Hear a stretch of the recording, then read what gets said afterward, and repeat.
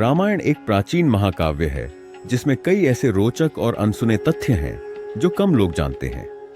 आइए कुछ दिलचस्प तथ्यों पर नजर डालते हैं। रावण का असली नाम दशग्रीव था।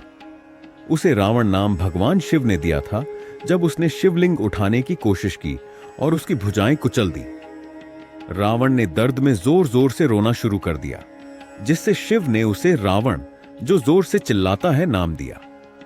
वैसे तो सीता माता को जनकपुर, नेपाल में राजा जनक ने खेत से प्राप्त किया था, लेकिन कई मान्यताओं के अनुसार उनका जन्म श्रीलंका में हुआ था और वे रावण की पुत्री थीं। एक भविष्यवाणी के कारण रावण ने उन्हें जन्म के बाद छोड़ दिया था। अधिकतर लोग मानते हैं कि हनुमान ब्रह्मचारी थे, लेकिन कुछ मान्यताओं के अनुसार उनकी एक पत्नी थी जिसका नाम सुवर्चला था। उनका विवाह सूर्यदेव की आज्ञा से हुआ था।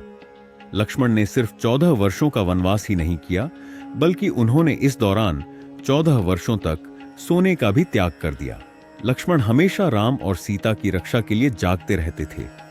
रावण सिर्फ एक योद्धा ही नहीं, बल्कि एक महान वैद्य, चिकित्सक भी था। जब लक्ष्मण मूर्छित हो गए थे तो रावण ने अपने व्यक्तिगत चिकित्सक सुषेण को राम की मदद करने के लिए भेजा था। जब रावण युद्ध में मारा गया, तब कोई भी लंका का नागरिक उसका अंतिम संस्कार करने नहीं आया। तब श्री राम ने खुद रावण का अंतिम संस्कार हिंदू रीति रिवाजों के अनुसार किया। जब राम सेतु बनाया जा रहा था तो राम का नाम लिखे हुए पत्थर पानी में तैर रहे थे।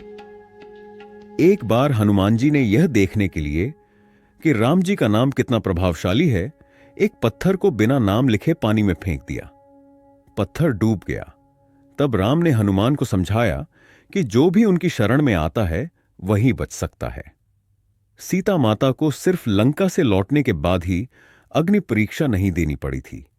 वाल्मीकि रामायण के अनुसार वनवास के बाद जब राम ने उन्हें अयोध्या से निष्कासित किया, तब भी उन्हें अपनी शुद्धता साबित करनी पड़ी थी।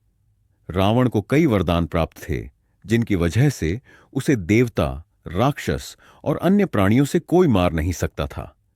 लेकिन उसने मनुष्यों और वानरों को कमजोर समझकर वरदान में उनके खिलाफ सुरक्षा नहीं मांगी थी। यही कारण था कि राम मानव रूप में विष्णु और हनुमान वानर रूप में शिव ने उसका वध किया। रामायण की केवल वाल्मीकि रामायण ही नहीं, बल्कि 300 से अधिक अलग अलग भाषाओं और संस्कृतियों में रामायण के संस्करण उपलब्ध हैं।